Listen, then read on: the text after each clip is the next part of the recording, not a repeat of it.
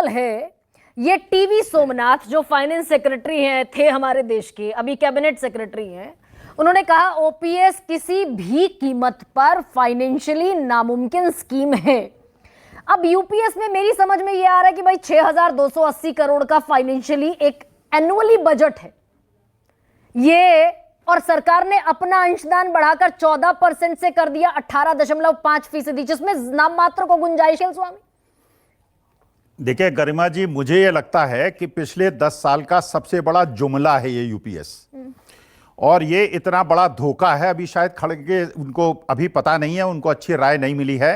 कल सुबह तक जब कर्मचारी यूनियंस को ये बात समझ में आएगी, इससे बड़ा जुमला आज तक नहीं है, सबसे बड़ा जुमला है ये। इसलिए क्योंकि अगर आज मेरी तनख्वाह 1 लाख रुपए है और उसका 10% मैं अपना कंट्रीब्यूशन देता हूं यूपीएस में, और 25 साल के बाद मुझे 10% पर मंथ देता हूं, और 25 साल के बाद मुझे एक सबसे बड़ी चीज फाइनेंस की होती है पावर ऑफ कंपाउंडिंग।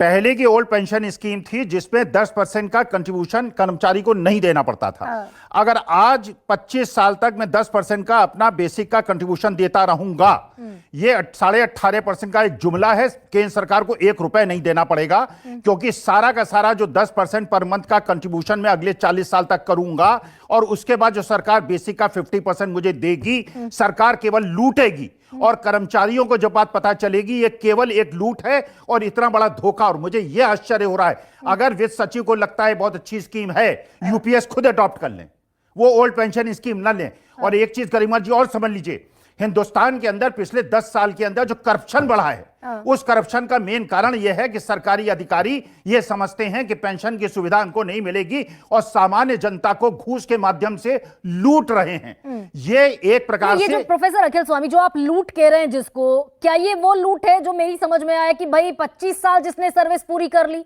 उसको तो 10% कंट्रीब्यूशन का 50% पेंशन मिल गया, जिसने 25 साल से कम और 10 साल से ज्यादा सर्विस की वो 10% कंट्रीब्यूशन तो देगा लेकिन मिलेगा मात्र 10,000। यही कंसर्न है क्या? गरिमा जी एक और चीज समझ लीजिए, ये तो भगवान की कृपा है कि ये सरकार कुछ दिन की है और ये चली जाएगी। अगर ये सरकार रही और सरकारी कर्मचारी को 20 साल पहले इतना परेशान कर देंगे, 19 साल के पहले, कि वो आदमी नौकरी छोड़ के चला जाएगा और 10,000 रुपए लेके घर चला जाएगा और उस 10% का अपना बेसिक कंट्रीब्यूशन देता रहेगा। ये सरकार केवल, ये अगर समझते हैं कि यूपीएस होना चाहिए तो मेंबर ऑफ पार्लियामेंट्स के लिए और एमएलएस के लिए यूपीएस क्यों नहीं होता है? वहां पे तो 5-5, 6-6 पेंशन लेंगे, 14 लाख करोड़ के पूंजीपतियों के ऋण माफ करेंगे, और सरकारी कर्मचारियों के लिए इतना ये बताया जा रहा है कि सरकारी कर्मचारी, अरे सरकारी कर्मचारी ही हैं आज जो मार्केट के अंदर परचेजिंग कर रहे हैं, क्योंकि जो सामान्य जनता है, जो हम जैसे लोग हैं, इनका पैसा ही नहीं है खरीदने के लिए। और ये बेवकूफ बनाया गया है। यूपीएस केवल धोखाधड़ी की स्कीम है और ये कल तक समझ में आ जाएगा। देखिएगा, अगर इन्होंने चुनाव के पहले ये स्कीम ला दी होती, 240 नहीं, इनको 40 सीटें मिली होती। अभी लोगों को समझ में नहीं आया है, खड़गे साहब को बात समझ में नहीं आई है। ये नया कानून केवल सरकारी कर्मचारियों को और देश को धोखा देने के लिए है। सरकार कर्मचारी पैसा देगा और वही पैसा 10% के हिसाब से उससे कम इनको देना पड़ेगा 20 साल के बाद, और 20 साल के पहले ये नौकरी निकाल देंगे उसको, जिससे उसको पेंशन ना मिले। तो फिर कांग्रेस इस पर क्यों गोलमोल ना घोषणा पत्र में ओपीएस लेकर आई? वित्त मंत्री साहब कहते हैं पेंशन स्कीम होनी चाहिए, ओपीएस होनी चाहिए, कोई एनपीएस नहीं, कोई यूपीएस नहीं, केवल ओपीएस। और सरकारी कर्मचारियों को घूस लेने के लिए प्रेरित कर रहे हैं आप।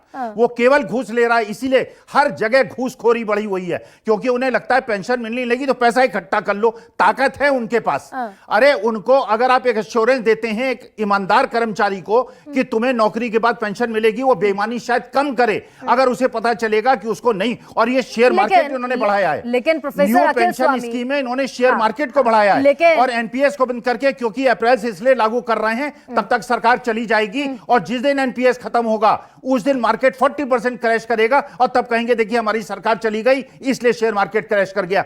एनपीएस के माध्यम से जो शेयर मार्केट में पैसा फूंका गया है उससे शेयर मार्केट बढ़ा है, क्योंकि कैश फ्लो मार्केट के अंदर बढ़ गया है। यह केवल एक धोखाधड़ी है और इसको कर्मचारियों को, देश की जनता को समझ लेना चाहिए। तो ये तो हुआ यूपीएस का और एनपीएस का खेल। लेकिन प्रोफेसर अखिल स्वामी, अगर देश का सबसे बड़ा bank RBI, reserve bank of India कहता है, अगर मुख्य आर्थिक सलाहकार कहते हैं, अगर हमारे फाइनेंस सेक्रेटरी जैसे बड़े ओहदे पर बैठे हुए सरकारी अधिकारी ये कह रहे हैं कि दिवालिया होने की कगार पर देश खड़ा होगा 2030 में अगर ओपीएस वापस लागू कर दिया।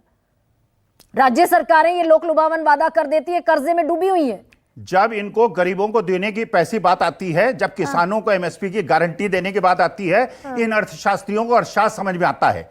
जब ये अग्निवीर स्कीम लाते हैं, गरीब लोगों को 4 साल के बाद नौकरी से निकालते हैं, तब इन्हें अर्थशास्त्र समझ में आता है। और अनिल अंबानी, जिसको सेबी ने 5 साल के लिए बैन किया है, जरा कोठी की फोटो खींच लीजिए, 15 मंजिला मकान है, करोड़पति अरबपति आदमी है, और उसे आपने राफेल का एजेंट बनाया था।